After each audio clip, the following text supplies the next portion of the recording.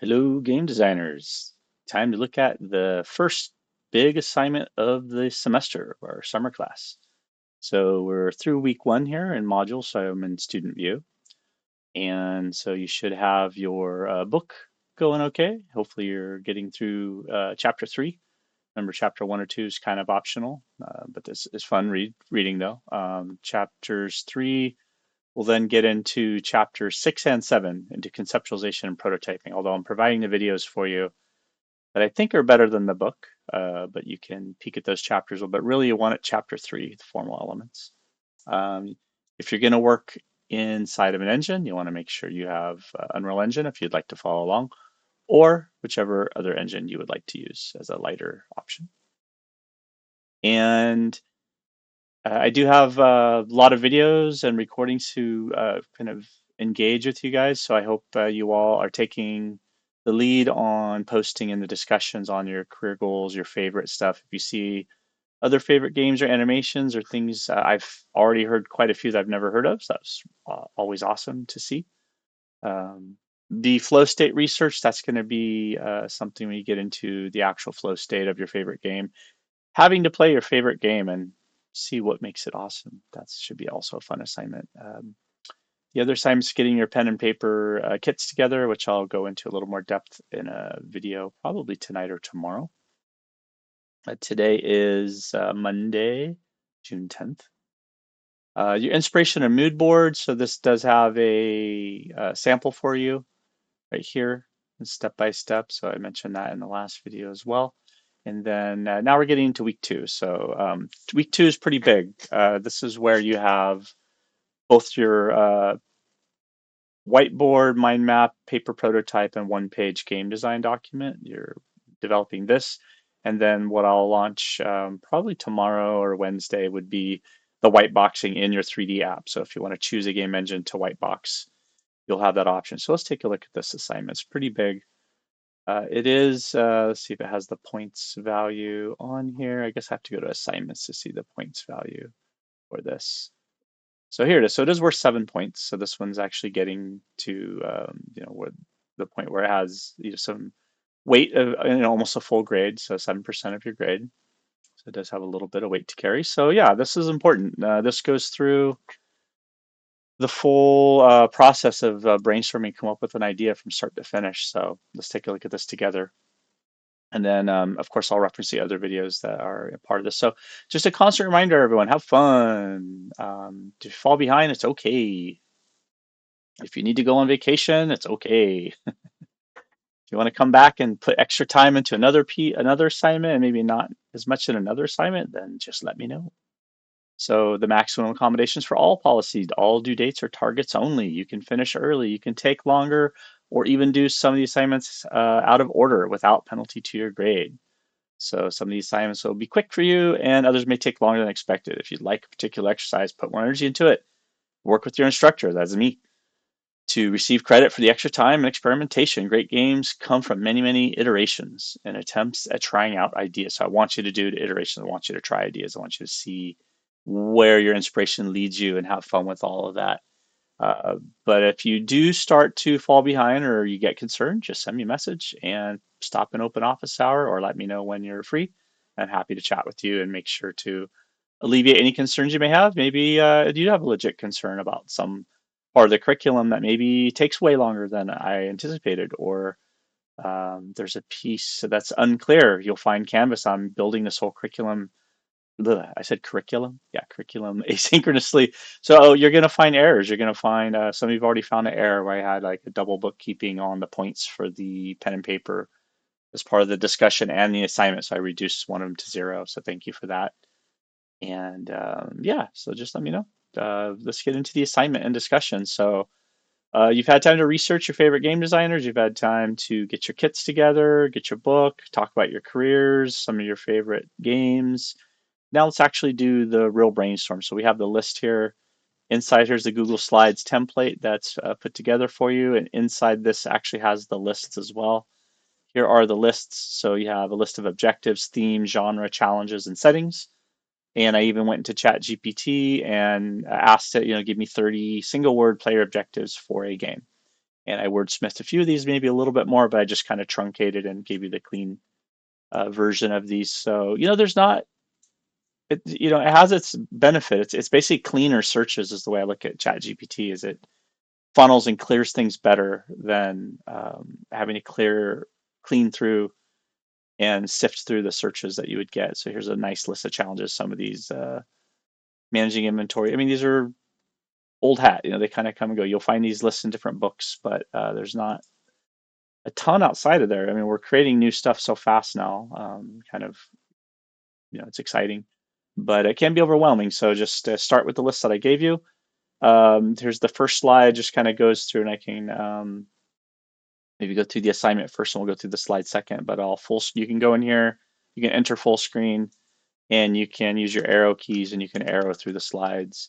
And inside the slides, the blue hyperlink, underlined hyperlink text will go to the actual external images, and then the green is usually going to be the text just for this particular set of slides. So you can work solo or you can work in groups. So if you'd like to work in a group, you'll have to really coordinate with people. It's a summer asynchronous class, so just be clear what your limitations are. And if some people in the group don't follow through, it's okay. Just, it'll be clear if you're using different name, different color to brainstorm together. We'll give credit to people. And then if you come in later, hopefully not too late, then maybe you have to do it solo instead. Or maybe if it's not too late, you're still able to contribute and come up with something with the idea. Make a record of your brainstorm. You don't have to record the whole video like I did with my dang double echo voice that I had to checkbox on the second mic on accident. So I apologize. Again, just use closed captioning, but you don't have to do that. But at least take good snapshots. Take good snapshots of the process as you go. Stop and take a shot every once in a while, whether it's analog or digital.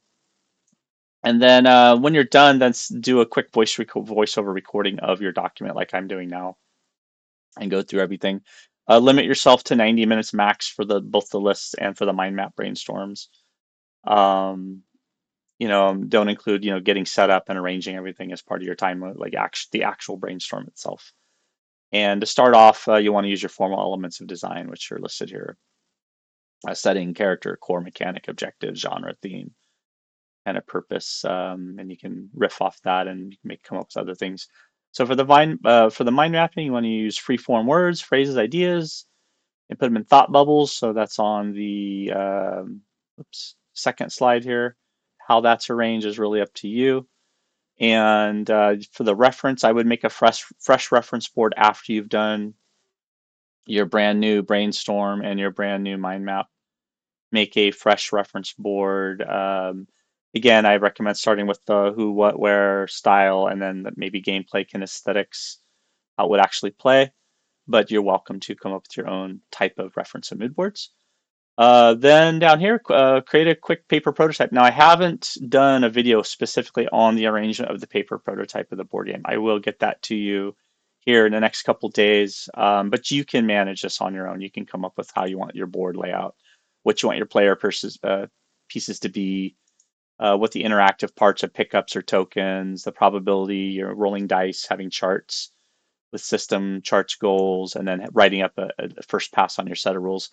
So this part right here alone might take a couple hours. So this is a big assignment. This is going to take you some time. So I put the due date for, I believe, almost 2 weeks from today. So I think it's going to be on next Friday. So I think it's all of this week and then up to next week. I better double check that since I'm on video, but oh well. And then you can try it. Once you're done with the paper prototype, try and use your AI tools. Do due diligence. I'll show you what I did with the AI tool here in a moment, just to maybe come up with some imagery based on your text to image based ideas. And the due diligence, make search if an ice racer. Do due diligence. Do some searches on other games. Like type in ice racing game, post-apocalyptic ice racing game. I think I typed that in, and yeah, sure as you wouldn't you know it, there are other games out there that exist that have some sort of Mad Max-ish, Snowpiercer-ish, post-apocalyptic-ish racing theme that I was unaware of. So you have to do that due diligence and don't get too bummed when you find there's some other little indie games out there that might be similar to what you're thinking, because that's okay. That's how art works and design works. We're all kind of building on the shoulders of our predecessors. And then at the very end, you want to make a single one-page game design document or one-page GDD and put that together. Here's the video step by step. So the first one goes through the white boxing. So if let's see if we click on this and you can full screen here. This is the one I posted previously. So this goes through the reference board, the books, the notes, the cliff notes that I've given you for each chapter, and getting started on the initial lists and game design notes and getting to the one pager. So that's there. The next one, again, sorry for the voice echo on here. Just use closed captionings if you need to, if it bugs you real bad. But if you click on that and go through this goes through the whiteboard. It's a little dim, but this is step by step. It's about 25 minutes long and goes through a good arrangement. Thanks again to Raiden for doing a test run on this, get me going. It's hard to do solo when you are, I'm used to working with people and collaborating with people. But this will get you through those first kind of crucial moments. And so all of that was then put into a single doc. So if you go back into here again, so let's click here and go to enter full screen. Let's go back to the first page. So all these steps are put together in this document for you. So this is just an example. Take this document. You can go in here and let's see if we can open this in Google Slides. I thought I could, but you can make a copy of this slide and use it for your, and just make changes to it for your own uses. So maybe I'll come back to that in a moment. But so yeah, here's the set of lists of just to get you started. Again, just you could type in the text in any open AI or AI type lists to bolster from your notes in your textbook. Follow the steps in the videos, come up with your own variations, come up with your own lists, go back and forth. This is really fun to do with other people. It's so fun to do raw and fresh with no preconceived game that you want to do. So if you have a preconceived game, do a second one. Do one raw and then do one with what you want to do. So that way you at least experience, you'll come up with something new that will stick with you throughout your career. You'll evolve as a game designer the more of these that you do.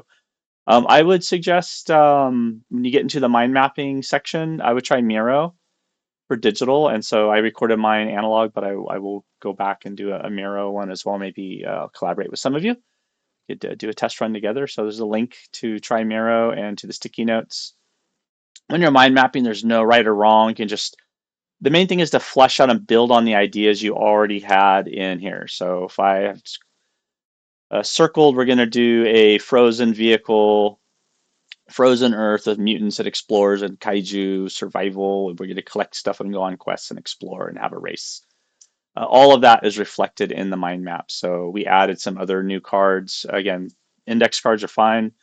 I love these new dry erase cards. They're super cheap, and I can already tell I'm going to use them for many, many years to come. So good investment. Same thing with the magnet clips. You could just use paper clips, but magnet clips, they're heavy earth magnets. They'll last me forever. Weird weather, using fuel as ice, get into some of the specifics now since we're carrying over, arranging and linking the ideas together, fleshing them out. Same thing though, keeping it light, free of judgment. If there's some horrible ideas pop in here, we just erase them and get rid of them later. It'll become obvious. Maybe there's impacts on the Earth and giant craters, changes to the Earth climates or survival. There's who are you competing with? Is it going to be different factions, different relations, relatives, tribes, aliens? Uh, that's something to explore. The next, look at some of the different kaiju on there. Here's a reference board. So when you're done, just put together a quick reference board in Google Slides. So just did a fresh one. Took me about 10, 15 minutes to build this. So I just did what style and gameplay. I can mix and match them a little bit. Maybe I should have a separate page for each of these, but I'm going fast. So I condense them together, and that's okay. If you do condense them, just don't get too crazy. Try not to squeeze 20 images, although I'm already 1, 2, 3, 6, 7, 8, 9, 10, 11, 12. I'm up to 12, and I listed 3 to 6 on the assignment. It's just a guide. You guys try not to take what I say and list too literally unless I'm explicit. You will know when I'm explicit, like it must be this way, which I don't say too often. You will know. So have fun with this, arrange it as you will. So the what is it, like the real world reference, the what is, it's this rocket, jet ski or rocket skiff, ice sail type of machine that is based, the Snowpiercer TV series I thought was really great. But there's the actual train from the movie picture from the show. Post and do your tags. Make sure you're putting in. Do label your images, please. I do expect them to be labeled because everyone's going to see images and see something different. So unless you explicitly say, "Hey, these are icy bases and jet ice ships that you're running around, and there's some giant icy kaiju, frozen kaiju." On here, and Insanely Twisted Shadow Planet might be a game some of you've never even heard of. I just like it as an example because it has these really great, crazy cool alien environments with the little tiny ship that flies through and it has a good mapping and level designing. It's stylistically it's fun. I think Twisted Metal and Death Road's graphics speak for themselves for gameplay, and I did find a tabletop game called Last Aurora, which is the little tagline for this one is Rage Against Time to Survive the Radioactive Ice Desert. It looked pretty darn cool. So that's my reference board. The next step is to take from your mind map, from your ideas list, put them into a doc, like I have here, Google Slides, get your reference together, and then create your paper prototype. So some kind of board or grid. This is, you see, Raiden was nice enough to make this arrangement with our little game kit. Hexagons make great. Think there was a mention of these hexagons almost like ice plates, which I thought's really cool. The game pieces emerge and become part of the game design, and the parts and the art do as well. What you want representations for your play pieces. This is just a little list of charms here. Flying, gliding, skulls or helping hand skulls,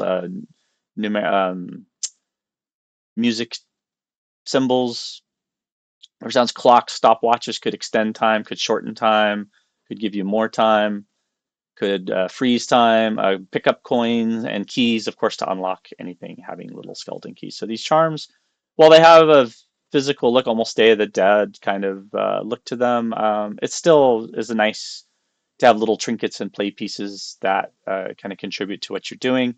And you see here's little charts were made, find the fluid, find the fuel. These are maybe random, like what is your goal, your obstacle, or your challenge, or your quest. What types of challenges are going to pop up, environment versus AI versus events versus random encounters or challenges versus specific challenges, depending on which pathway that you take. The interactive play pieces and tokens, what these represent. You can start super loose and then work your way up. And you don't need to have little holders to hold them up. You could just fold the card, or you could just fold your little cutout pieces up, put them on there. Do try and write up like single pages for maybe a system of charts or goals and a set of rules. And I always suggest a quick start rule doc to get things moving first when someone wants to sit down and play your game. I always look for the quick start on those things. Try AI to text. So I went into the Ask AI and to create a single representational image of your early game prototype. So I asked it, make an image of a ship on giant skates, an ice skiff on frozen wasteland of post-apocalyptic Earth, being chased by giant icy kaiju. There are multiple skiff ships racing to reach their fueling station.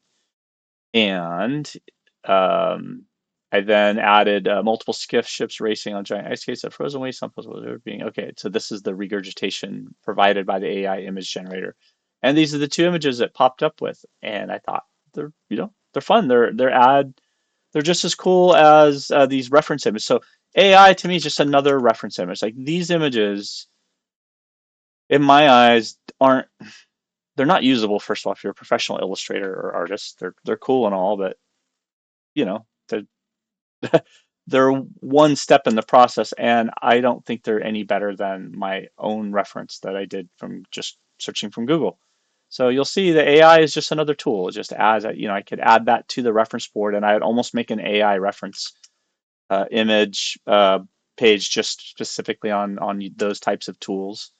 And then the due diligence is looking up similar games that have been made using the keywords from your brainstorm. So I found this the Last Aurora Kickstarter, and it was pretty darn cool. It actually has a nice animation. There's icy feel. It goes through the backstory, and I think this type of trailer for a Kickstarter is really look at that. This is freaking great. Look at that board. That's pretty. I mean, what a great target if you wanted to really make this game. This is, this doesn't have kaiju. It doesn't have mutants. It doesn't have a lot of things. Maybe it has mutants. I don't know. But it has, it's icy wasteland. But you can't be scared of something that's similar because there's lots of post-apocalyptic icy wastelands out there. And if you didn't do your idea just because someone else has one, that would be sad. So this is still a very viable idea. But B, your due diligence means your competitive analysis, and you want to look at these. Not, don't be discouraged. Find a game.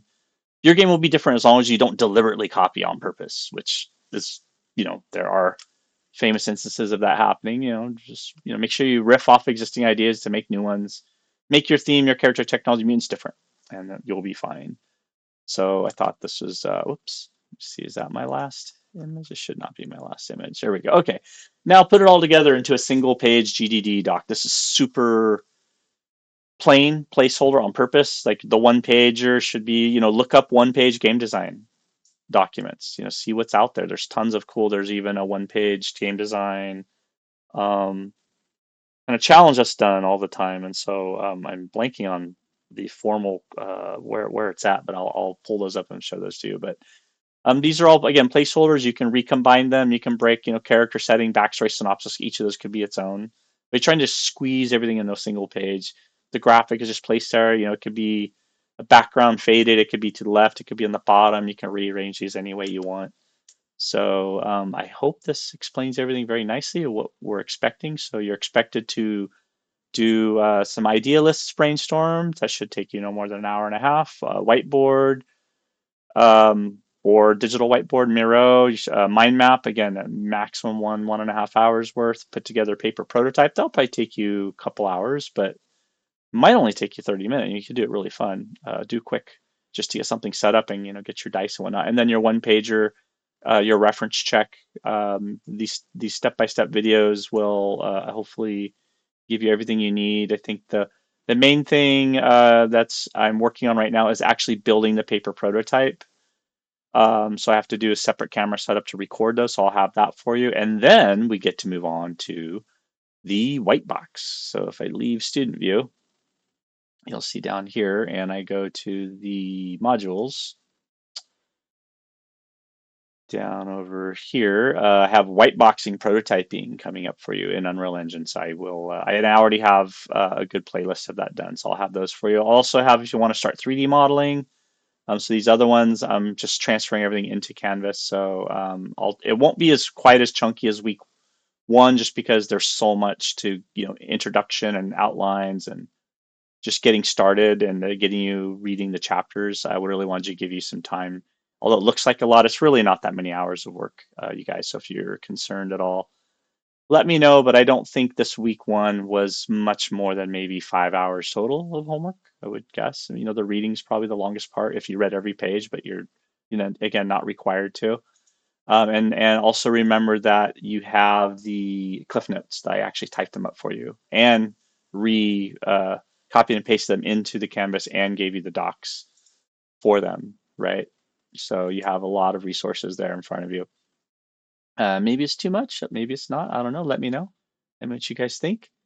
And I will hopefully be hearing from you all and seeing you more on the forums. And I will talk to you all soon.